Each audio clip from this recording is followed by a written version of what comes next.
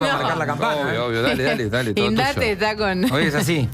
Adelante, María Migliore entonces está con nosotros. Buenos días, ¿cómo Mientras están? tanto, ¿Cómo hay andan, un María? montón Muy de... bien, ¿Cómo andan, ¿ustedes? María? Bien. Hay un montón de pequeñas guerras contra el sistema, contra la vida, contra las condiciones de vida cotidianas y silenciosas que no son noticia nunca, que a veces cada tanto los periodistas nos conmovemos porque pasó algo, entonces vamos, retratamos una historia de cómo vive la gente, nos asombramos porque la gente vive mal y sin embargo 6,8% de los hogares, son 5 millones de personas que viven en barrios populares y la mitad no tiene acceso a los servicios básicos. Así es.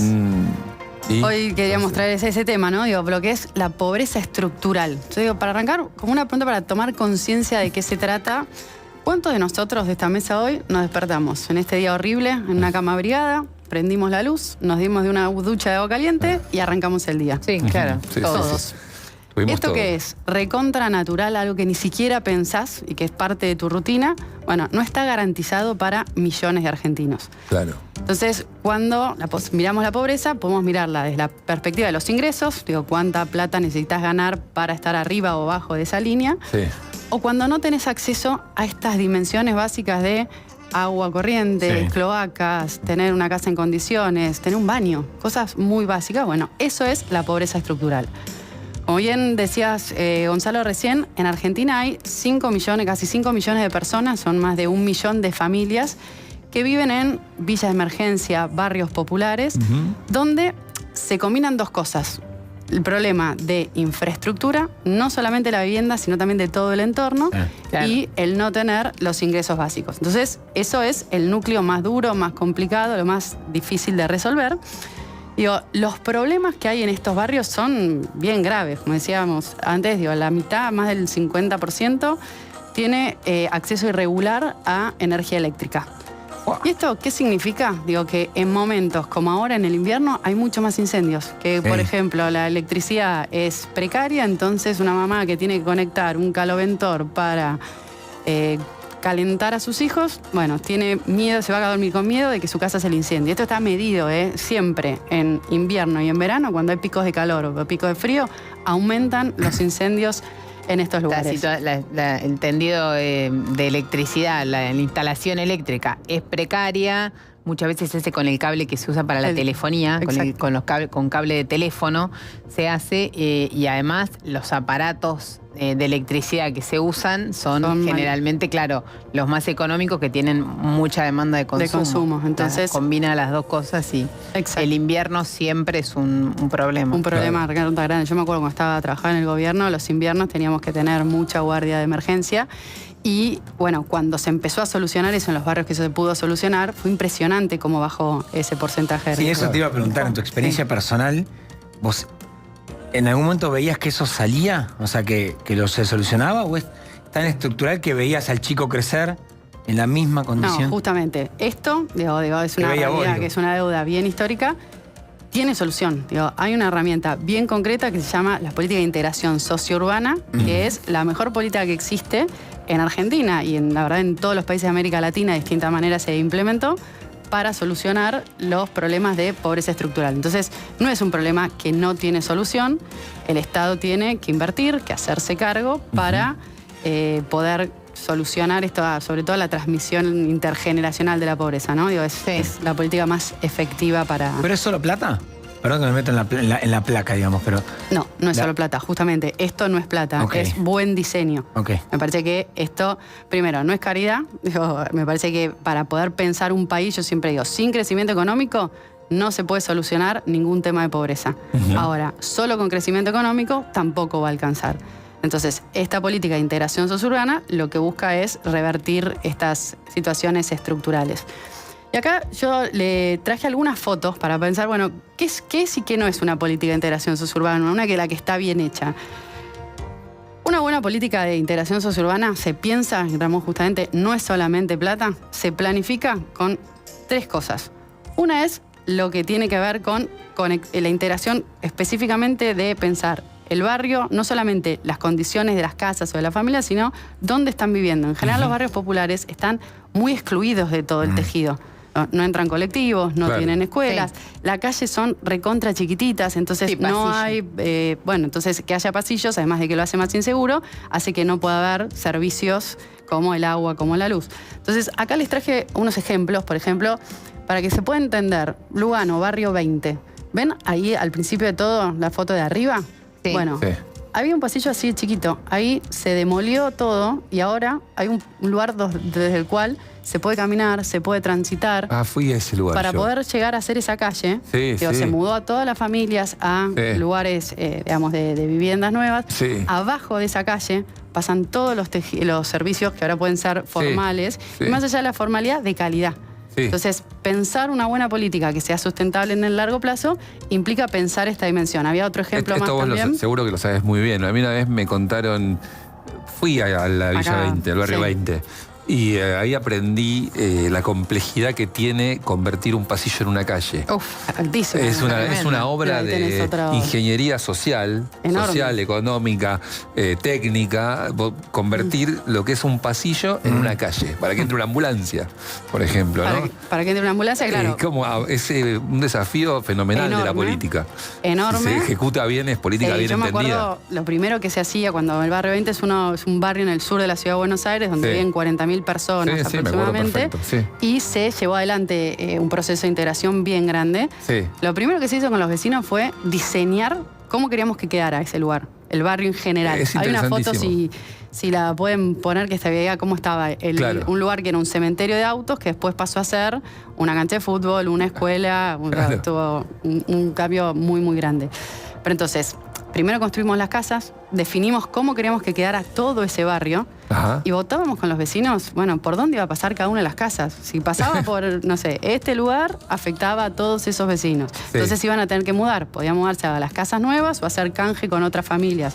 Eso llevó años. Qué sofisticación, por Dios. Sí, pero es la... A ver, no sé si es sofisticación, ¿es complejo? Sí. Sí. Ahora, es la única manera de que sea sustentable, porque No, la gente se se hace apropia de Claro. todo ese proceso y Claro. porque es lo que te permite, de nuevo, abrir porque las vos casas, podrías pensar- entrar y decir, bueno, todas estas casas se No, expropian, no. ustedes se tienen que mudar a tal lado y derribarlas, y No. lo que vos decís, eso después hace que el conflicto emerja eso no de nuevo. funcionó nunca en ningún lugar del No, mundo. yo digo que Todas es sofisticado por todo lo que integra, digo, ¿entendés? Sí, Eso me parece. sí, sí. Tenés que integrar todo, una mirada. Una mirada de ciudad. De Digo, ciudad, por eso yo sí. insisto, es integración urbana, es pensar ese lugar con el resto de la ciudad. Claro. Cómo se van a mantener los servicios, cómo entran los colectivos, cuántas escuelas va a Claro. haber, no solamente la vivienda.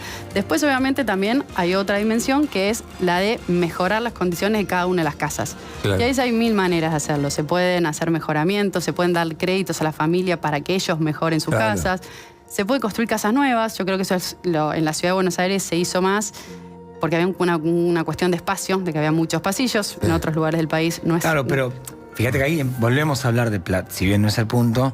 Y me imagino, financiar, darle crédito para que esa misma persona se financie. Hablamos de montos de volúmenes importantes. Depende de qué Banco tipo Público. de intervención. A Mira, ver. a nivel depende obviamente de la condición de la casa, si lo que tiene que hacer es mejorar un baño, agregar una habitación o Hacer un impermeabilizarla, tendido eléctrico. cambia mucho. Sí, sí. Digamos, el tipo de intervención, el monto. Se calcula que para solucionar el tema de integración sociourbana a nivel nacional estamos hablando de 27.000 millones de dólares. Claro. Y eso se podría pensar, digo, una estimación que se había hecho era que podríamos pensarse en 3 periodos de gobierno donde vos pudieras Claro. solucionar lo Sí, estructural. 2.500 dólares, Cuando 2.500 millones de dólares por año. ¿no? entonces, hoy eso está absolutamente financiado, no es para mí imposible. Y a mí había algo bien interesante que tiene que ver también con cómo estaba pensado el instrumento original, este FISU, que después fue un debate, se politizó demasiado la discusión, que lo que permitía era pensar, primero, que parte lo pagaran las provincias, no todo el financiamiento tenía que venir del gobierno nacional, Claro. eso cambiaba. Y segundo, empezar a buscar fondeo en el mercado de capitales.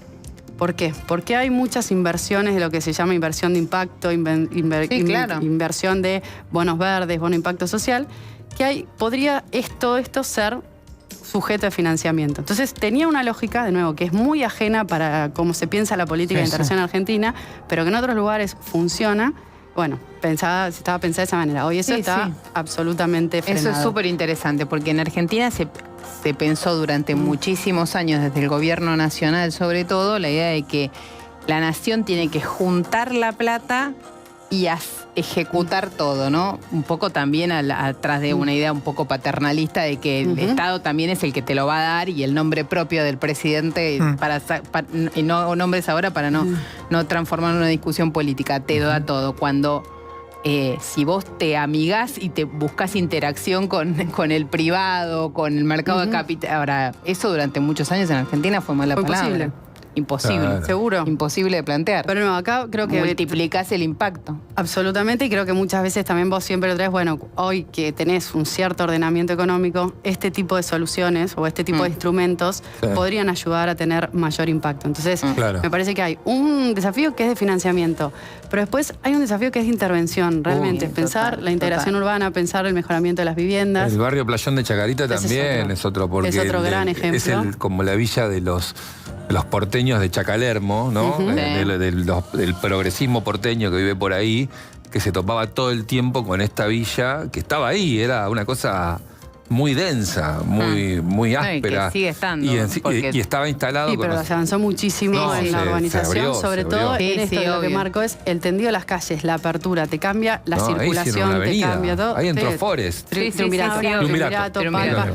Yo me acuerdo cuando empezamos a trabajar en este proceso, este era uno de los que más resistencia tenía de los vecinos del entorno. Porque los vecinos querían que se fuera ese Era muy compacto ese barrio. Se fueran porque tenías, es un lugar, no podías una villa entrar, nueva, ¿viste? No podías entrar, lo tenías que circunvalar todo.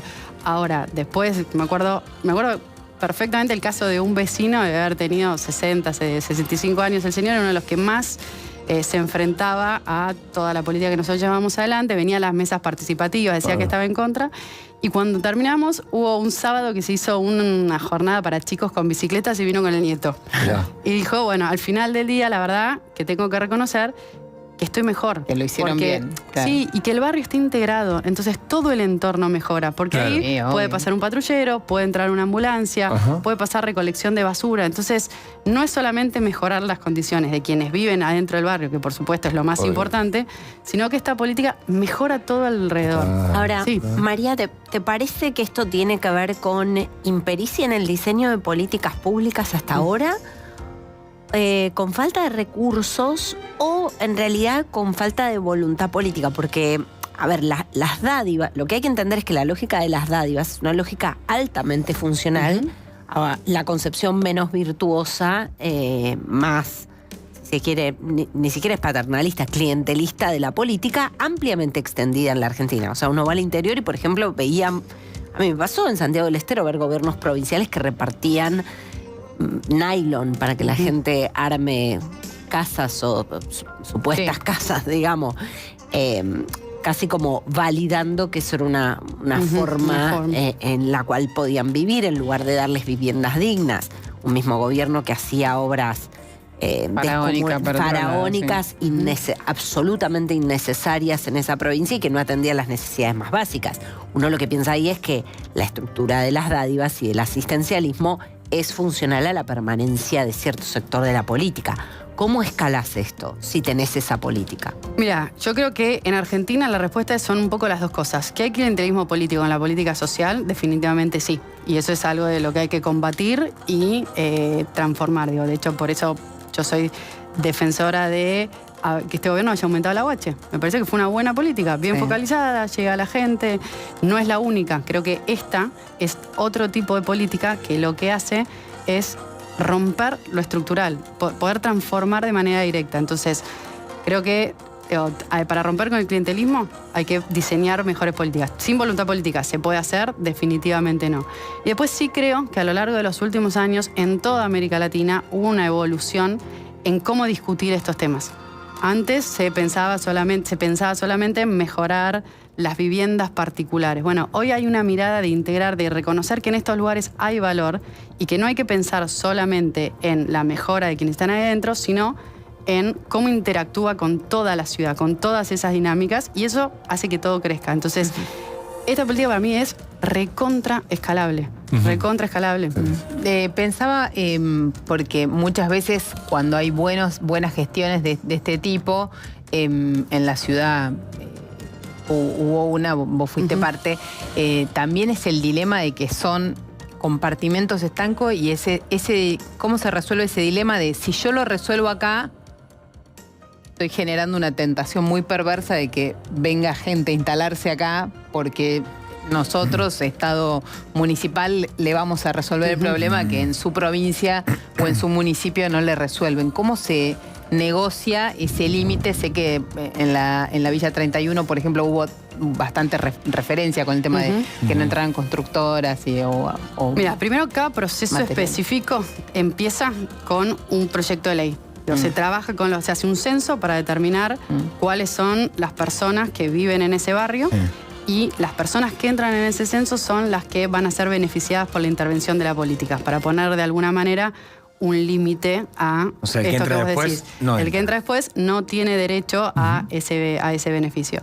Sí, también es importante decir que estas políticas para mí son de ordenamiento de territorios que crecieron hace mucho tiempo de manera desordenada. Por ejemplo, la Villa 31 es una villa que empezó en 1930. Claro, 45.000 personas. Digo, tiene una historia muy... 45.000 personas el último... Tenemos que hacer un especial de la Villa 31. Tenemos que hacer un especial sobre la Villa 31. Cuando quieras. Hagamos una próxima sobre el barrio Mujica. Bárbaro. Porque hoy cuando pasás, bueno, no quiero abrir un tema porque tengo que cerrar la parte. Tenemos que cerrar. ¿Ves los monoblocks nuevos? Y parece Copenhague, de verdad te digo. Parecen hechos sustentables. Y yo todo el tiempo cuando paso de noche, sobre todo cuando está abierto el Paseo del Bajo, que te permite cruzar el Paseo del Bajo y tienes una perspectiva que no solés tener, me pregunto cómo se integró el habitante del barrio Mujica a esas nuevas viviendas. Podemos hacer muchísimo de eso. Dale. Dos cosas ya hay que pasar caminando igual, dos cosas para tener otra perspectiva. Me la banco caminando, fui varias veces. Cuando quieran, si quieren hacemos algo un vivo desde ahí o hacemos un móvil, un vivo de alguna manera. Sí. Dos cositas solamente para cerrar. Así como decía, pensemos esos lugares en relación con la ciudad, las viviendas. También hay una parte que cuando esta inversión se hace, crece el sector privado. En el barrio 31 hay más de 50 empresas que están trabajando ahí adentro. Sí, lo sé. Entonces, si queremos competencia, si queremos meritocracia, si queremos crecimiento, bueno, esto es nivelar el punto de partida. Digo, no hay nada más injusto que el lugar donde naces determine tus posibilidades futuras. Entonces, la integración es esa herramienta que nivela el punto de partida y hace que todos podamos estar mejor. Gracias, María. Bueno, dennos likes, que no puede ser que estén todos viéndonos si no nos hayan puesto likes. Yo ya le di like. Más de la... muy bien. Es como votarse a uno mismo. Parte interesada. Es como ir al cuarto oscuro y votarse uno mismo. Bueno, muy bien. Dennos like y está súper caliente.